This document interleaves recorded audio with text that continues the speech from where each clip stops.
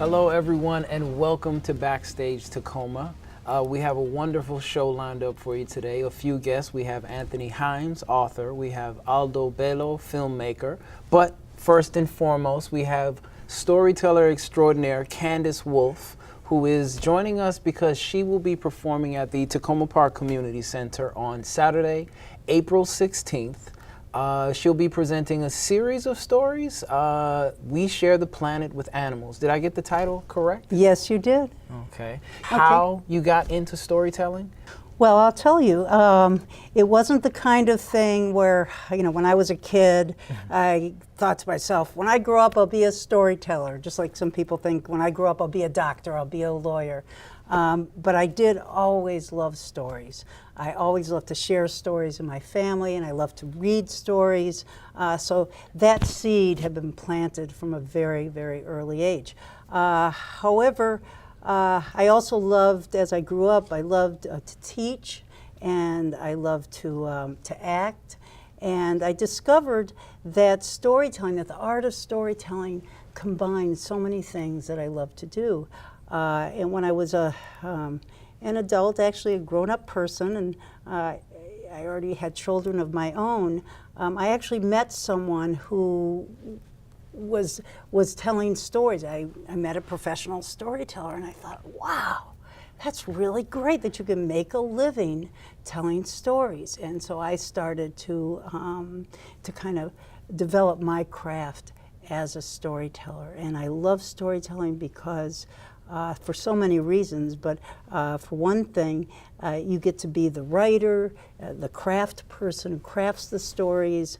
You get to be the director of your own show. You get to be the producer and the performer, all rolled into one. So I became, just addicted to storytelling at that point when I was in my, early 30s, and I haven't stopped telling stories since then. Mm-hmm. And as far as that process from your early 30s, was it just simply a matter of you just sort of writing, or did you do a lot of reading, or did you probably go and do any stand-up? Was there a particular path for you, or?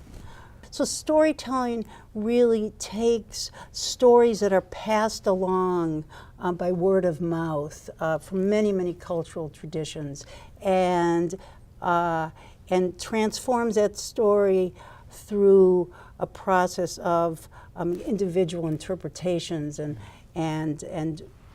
brings that story to life, that ancient story that might have existed for so many millennium, breathes fresh life into it, and makes it relevant for a contemporary audience. So I was already familiar with folk tales and legends and myths from many traditions, and I took those and I began a process of crafting them so that they became my stories, that they felt comfortable on me, just in the same way that you break in a pair of shoes and you walk in them for many, many miles. Once you start developing a story and performing it and sharing it with others, it's just like breaking in those new shoes and walking in them. You walk with that story for many, many miles, and it becomes your story, and it becomes second nature in the same way that you can your name and your birth city. You know that story. It becomes you internalize it so deeply. So that's the process of you craft the story so it becomes your own, and then you tell it over and over again so it becomes your story. That's the process of stepping into that oral tradition. Repetition, and as you repeat the story, it you customize it. You customize it, and you want it to feel comfortable coming out of your own mouth. You don't want to. It's not the kind of thing where, like in a play, where you memorize lines. You customize it so it fits in your mouth, and it fits with your personality. The show you'll be doing on Saturday, April 16th. Can you tell us a little bit about that? Yes, I'd be more than happy to.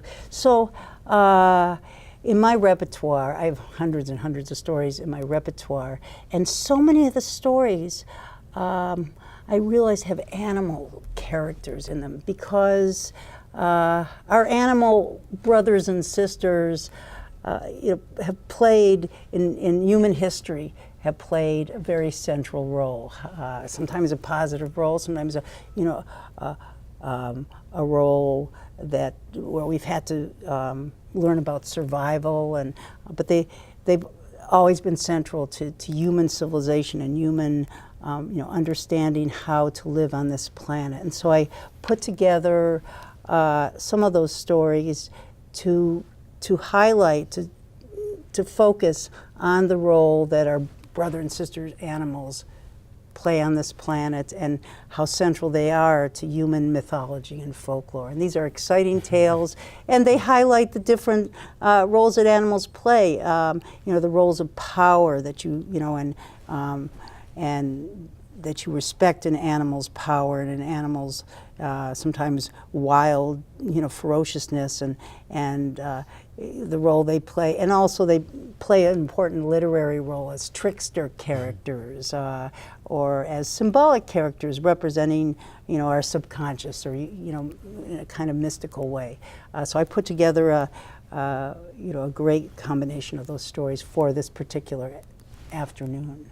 Okay, it really sounds wonderful. Yeah. I'm looking forward to the show.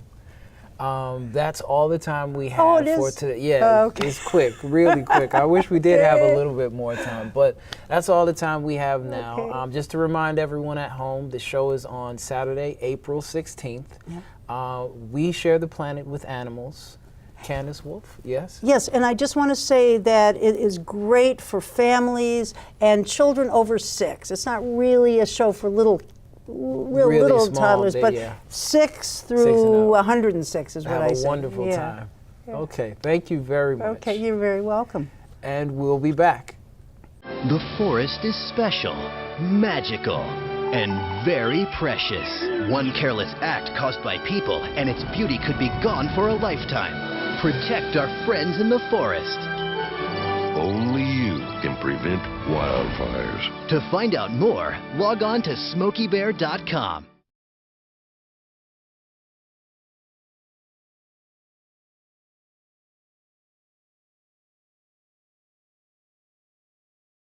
Welcome back, everyone. And now I'm speaking with filmmaker Aldo Bello, and he is here to speak about his film, Dream, An American Story, that will be showing here at the Takoma Park Community Center on Thursday, April 14th.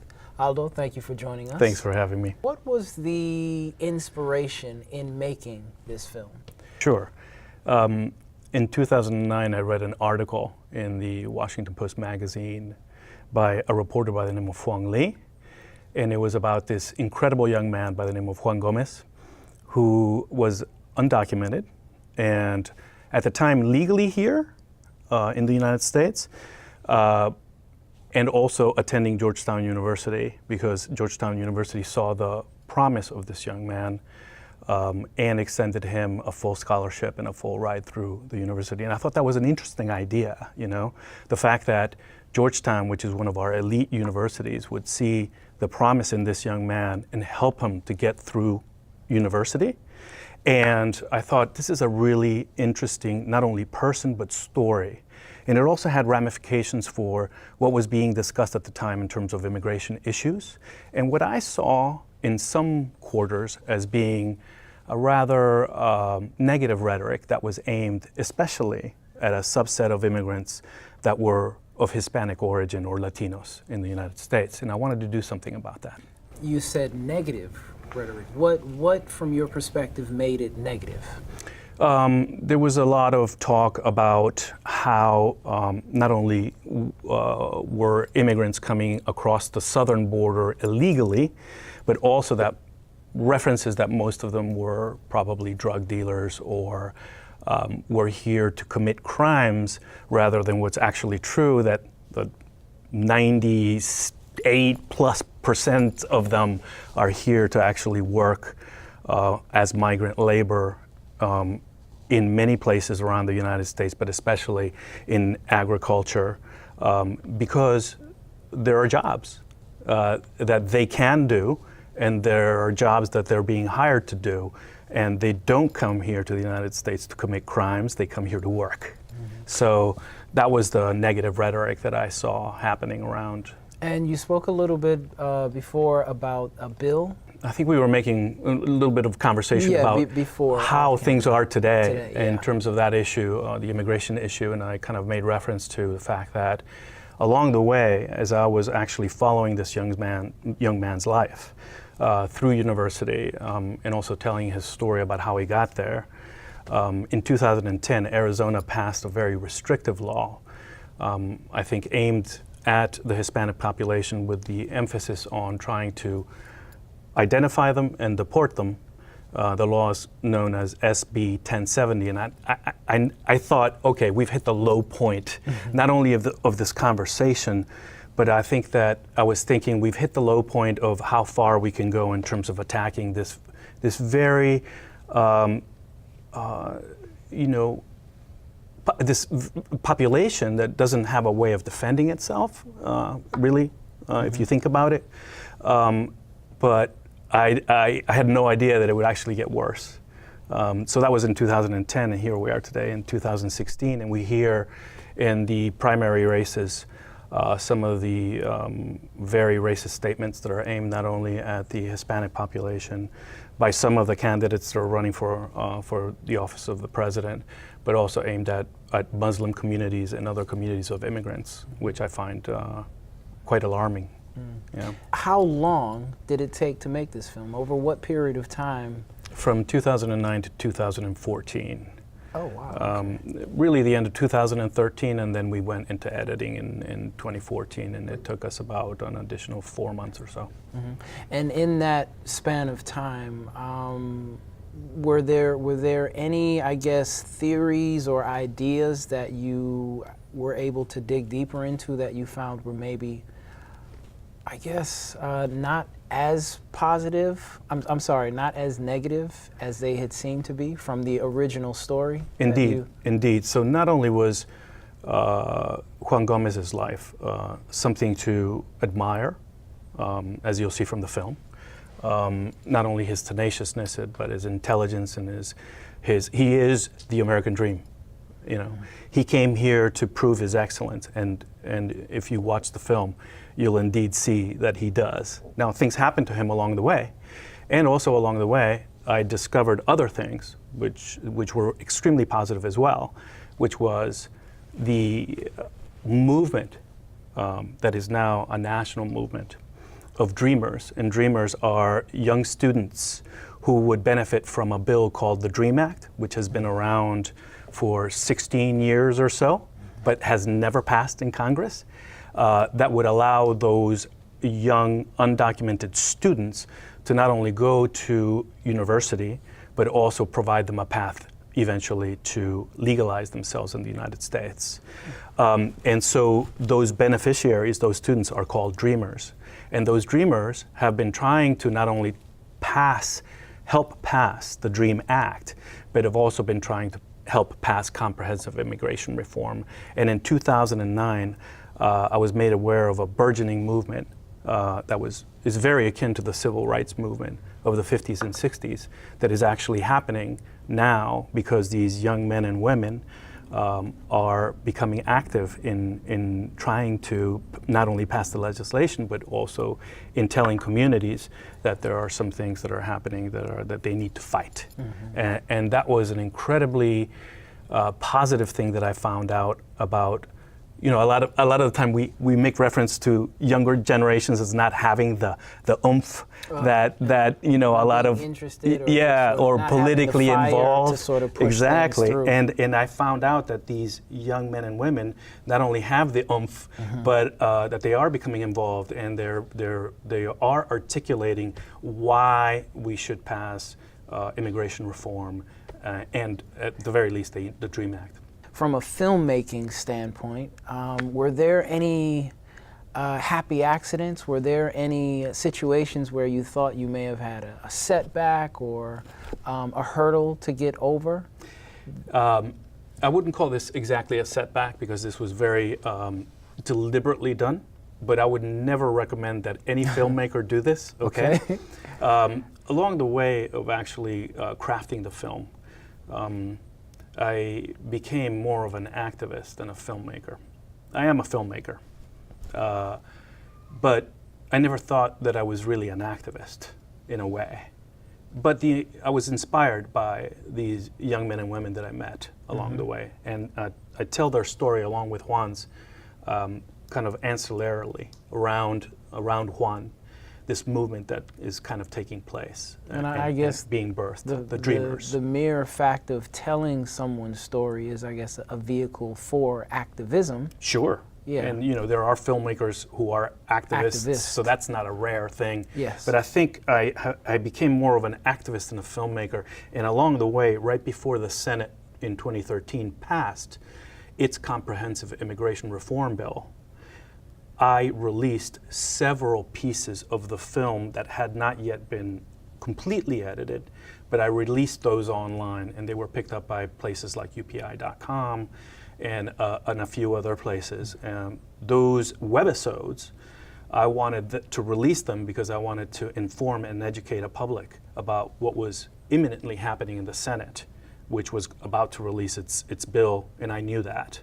And so I wanted to put out these pieces of the film so that people could understand what was happening. Eventually, those won a regional Emmy, those webisodes. But also what happened is that it gets a little difficult to try, from a filmmaker's point of view, to try and get your film distributed if a lot of it has been already seen. But I didn't care about that, ultimately. So that's why I say I would never give that advice to any filmmaker unless they really wanted to do something with that film that took priority over getting it distributed. And subsequently, after I finished the film has been seen in a lot of places in the United States, and I've been invited to talk about the film and talk about the film afterwards, which I believe is what's going to take place here at this community center. Exactly, which April is, 14th, and the goal is to get as many people to see the film as possible. So the invitation still stands for Thursday, April 14th, That's I think correct. it is. Yeah. Everyone, please come on down. Aldo will be here to show the film and then answer questions afterwards. Thank you very much for your time. Thanks for having me. My phone rang and it was Juan. And he said, "Can't go to work today, I'm being deported." And I said, "Juan, it's way too damn early for you to be pulling jokes like this." And I hung up on him. He calls again and it was 5:02 and says, "Elf, I'm not joking, I'm being deported, I'm not going to work, and this is me saying goodbye. We'll do what we can to try to get you out of this, but I don't know how to handle something like that."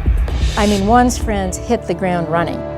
We were able to get a temporary reprieve from immigration officials. My mom comes in crying. She told us they were not going to reopen their case, so they'd be leaving in 6 days. My parents are gone, but it's time to face the fact and just go on ahead with your life because there's no turning back for it right now.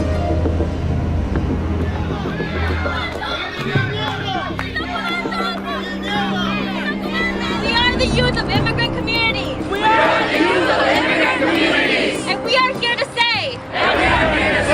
Enough. Enough. Inspired by the Thread of Dreams, the big escalations took part. Just give an opportunity to show. Something has to happen. The movement is growing every single day. And it's just not me. It's not two people fighting. It's thousands of students nationwide fighting for this. I'm not anti-anyone, but civilized people. Congress come here and they work. They don't do anything. Most of them don't do violent stuff. Most of them come here. Congress should be ashamed of itself. And the reason why we're here is not only to support them, but to show Congress that the entire nation, Africans, every immigrant, we all speaking with one voice because we want the immigration reform.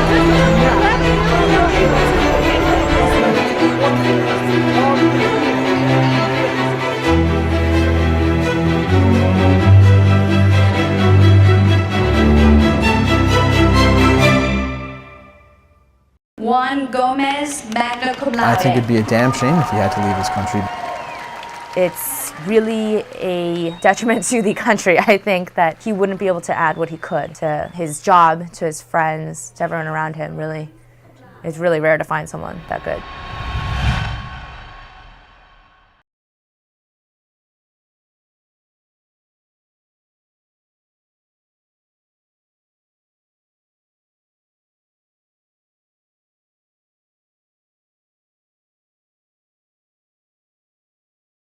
And our last guest this evening on Backstage Takoma is Tony Hynes. He is the author of the book, The Son with Two Moms.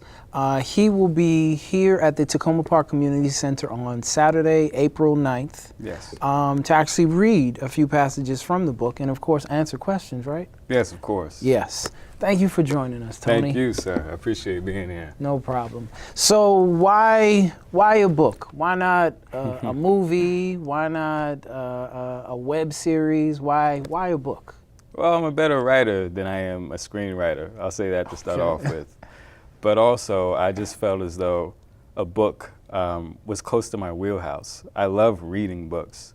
My mother, Janet, has basically a library in our house full of books. And so I grew up as a reader, and one day I actually wanted to write a book. I didn't know what the book would be about when I was little, but this actually fulfilled that particular wish. And maybe one day, you never know, maybe it will be a movie, but for right now, I just really felt comfortable being able to write a book. Okay. The Son with Two Moms, two questions. First one is, the name sounds pretty straightforward and pretty literal, so how did you determine that to be the name of the book? And then the other question is, where did this start? Where did the idea for the book begin? That's a great question. I actually had a couple of names in mind as far as the book was concerned. And this book wasn't named The Son with Two Moms for most of the writing process, actually. I actually named it The Son with Two Moms towards the end. And that was great because as the story unfolded, I began to see that this needed to be the title of the book. I named it The Son with Two Moms because I wanted the focus to be on my two moms, but also on the person that they raised. I danced back in my mind with the boy with two moms. And sometimes if people mistake the title of the book, they say the boy with two moms. And the reason I named it The Son with Two Moms is because I'm no longer a boy, I'm a man, but I'm also still a son, and I'll always be a son to my two moms. And that's something that was really important for me to share in the book. And so I felt the title needed to reflect that. Mm-hmm. And then where did the process for this book begin? It's a funny story, actually. It began when I was 18. I was in a college class at the time. The professor asked us to write a story about how we cover a part of our identities. And I really didn't know how I covered a part of any of my identity. So I went home and I was like, well, I'll probably just get an F on this assignment. But luckily I thought to myself, I don't really talk about the fact that I have two moms and that one of those moms died. And that's not really something that I mention to anyone unless they're a close friend. So I said, why don't I just write about that? And I literally just wrote this one-page blurb about that. And then I came to class with it the next day. And my professor said, why don't you write a book about your experiences? And I said, thank you, I appreciate that, but I haven't lived a full life yet. And memoirs and life stories are for people who've lived full lives. Maybe later in life, I'll write a book. And I just left it like that for 2 years, actually. And then 2 years later, I was literally just cleaning the house. And I found my mother Mary's, the mother that passed away, I found her journal just lying on the floor. And I picked it up and I started to read it. And it turned out that her journal was about her cancer treatments in 1997. And they were about her first chemotherapy treatments and about what that meant to her and literally how she was feeling at the time. And they sparked a lot of emotions in me. And that led me to just write the first words down on the page. And from there, I just continued. And words became paragraphs, paragraphs became pages, pages became chapters at that time. Mm-hmm. I'm going to go back a little bit to something you just said. You said you had never really talked about having two moms before. It wasn't something that you just put out in the public like that. Was there something happening in your life at that time that made you feel comfortable enough to write about it, or was it simply just the fact that you needed something to write for this assignment?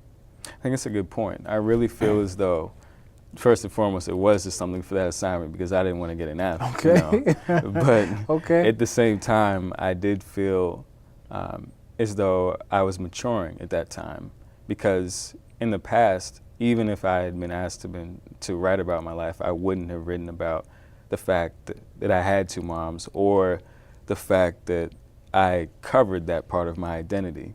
And so I was definitely trying to come into my own at that time. And that showed itself through the words that I wrote for that particular assignment. I don't think that I would have even have been able to write that paper if I wasn't becoming a more open individual. How long did it take you to write the book? It took me about 4 years. It took me about from 2010 to 2014. There were a lot of stops and starts.